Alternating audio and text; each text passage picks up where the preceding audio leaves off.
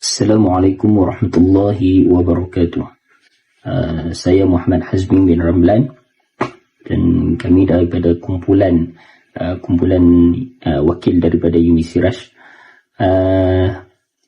yang akan membentangkanlah tentang tajuk artikel kami, iaitu pendekatan kecerdasan buatan iaitu AI dalam takhrij dan ilmu rijal, satu analisis perbandingan manhaj kitab Tahzibul Tahzib dan Taqribul Tahzib. Baik, yang pertama kita masuk kepada pendahuluan. Kita nak bincangkanlah tentang pendekatan AI dalam takhrij dan ilmu rijal. Apa kepentingan hadis dan ilmu rijal? Okey, seperti mana yang kita sedia maklum, hadis ini merupakan sumber kedua di dalam Islam selepas Al-Quran, yang memerlukan sistem penilaian yang sahih lah, di mana kualiti periwayatan tersebut dia bergantung kepada keadaan setiap perawi di dalam sesebuah hadis. Kemudian apa peranan takhrij dan karya Ibn Hajar?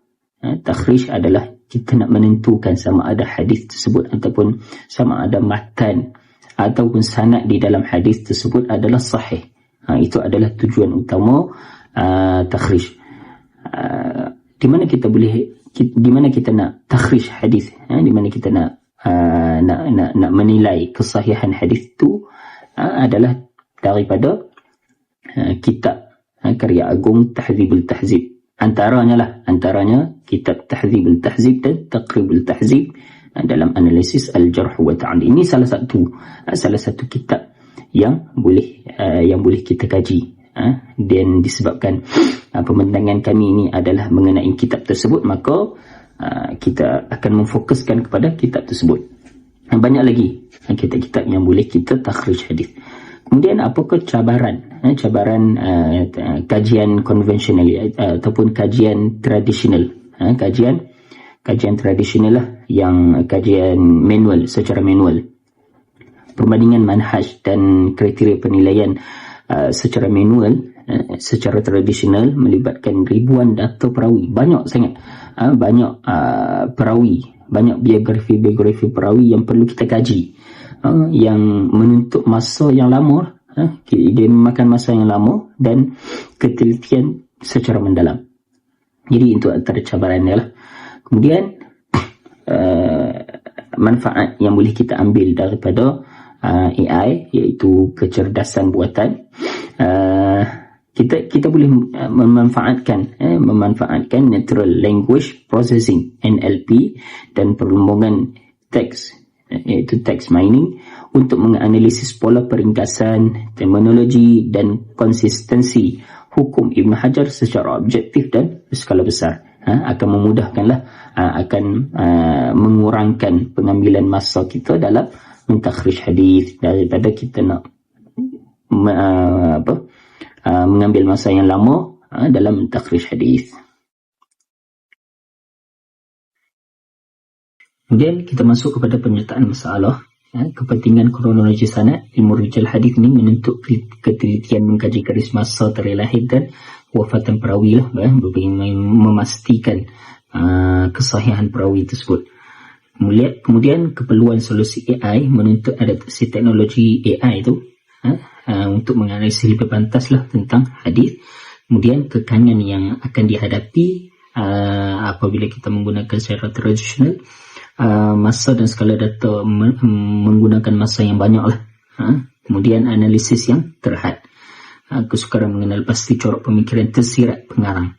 Kemudian kita masuk pada metodologi kajian, iaitu yang pertama kita tengok kepada pendekatan kajian dulu, menggabungkan data ilmu sains dengan AI, kemudian buat perbandingan, kemudian sumber data dan pemprosesan, iaitu dengan mengambil teks digital daripada Tahzibul Tahzib dan Taqribul Tahzib, kemudian membersihkan simbol-simbol tanda baris. Kemudian teknik analisis menggunakan proses pecahan perkataan, memadankan profil perawi secara automatik dan skala besar. Fokus penilaian meneliti corak ringkasan biografi, perubahan penggunaan istilah serta konsistensi, memartabatkan keaslian sunnah.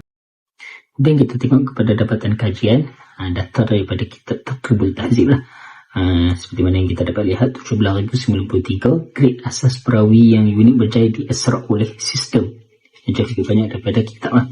Kemudian 18,940 jumlah entry perawi interaktif yang berjaya dihubungkan menggunakan bekalan data graph. Kemudian algoritma sistem menggunakan sistem automatik untuk mencantumkan pelbagai nama panggilan perawi kembali kepada satu nama yang asal lah.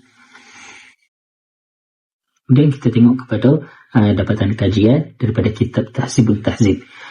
Kualitatif, fokus kepada analisis bahasa, mempunyai pendapatan ulama lah. Kemudian 1524 jumlah biografi lengkap yang ditarik keluar.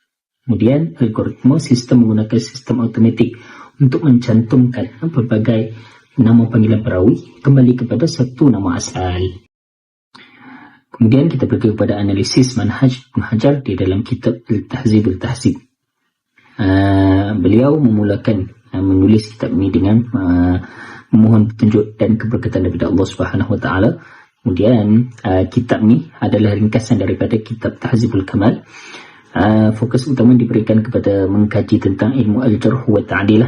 Hasilnya perkara tersebut dapat diringkaskan di dalam kitab Tahzibul Tahzib. Pada Tahzibul Kamal dapat diringkaskan dan tidak meninggalkan perkara-perkara yang penting di dalam Tahzibul Kamal.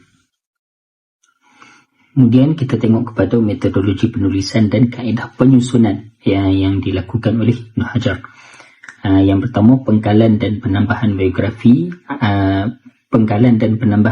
asal. Kemudian penggunaan sistem simbol standard, susunan tertib huruf hijaiyah. Kemudian pengguguran fasal umum yang panjang, penapisan senarai guru dan murid. Dan kemudian yang keenam, peringkasan perbezaan tarikh kewafatan. Kemudian kita tengok pada implikasi integrasi kecerdasan buatan iaitu AI ni dalam ilmu takhrij. Yang pertama, revolusi kecepatan. Kita nak takhrij hadis ni akan lebih mudah dan cepat. Kemudian menganalisis manhaj tersembunyi secara objektif dengan mengesan AI ni mengesan kekerapan penggunaan istilah al-jarh wa ta'dil mengikut konteks zaman. Kemudian membantu mengenal pasti corak pemikiran pengarang secara tepat berasaskan data statistik.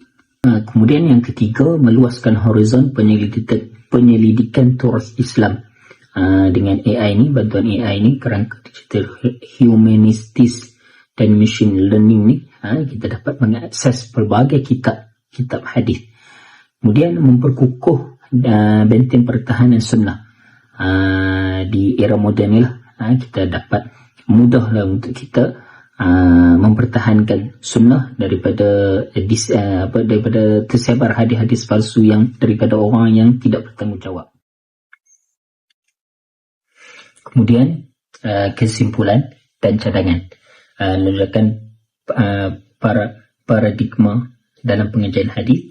AI memudahkan pencarian, penyaringan dan analisis data hadis secara lebih pantas dan sistematik. Teknologi membantu mengurus data perawi dalam jumlah yang besar. Kemudian keberkesanan, analisis dan resolusi konflik. Teknologi digital membantu menganalisis sanad perawi dan perbezaan pandangan ulama, memudahkan pengesanan ralat serta status perawi dengan lebih tepat. Kemudian pemeliharaan turas Islam dan prinsip asal. AI berfungsi membantu bukan untuk menggantikan kaedah ilmu hadis ulama terdahulu. Kemudian penggunaan teknologi perlu kekal berlandaskan prinsip dan disiplin ilmu hadis. Kemudian apakah cadangan ataupun langkah hadapan? Kita perlu memperluaskan lagi lah penggunaan AI dan sains data dalam kajian hadis. Kemudian melahirkan pengkaji yang menguasai ilmu hadis dan teknologi digital secara seimbang. Sekian dari kami. Assalamualaikum warahmatullahi wabarakatuh. Terima kasih.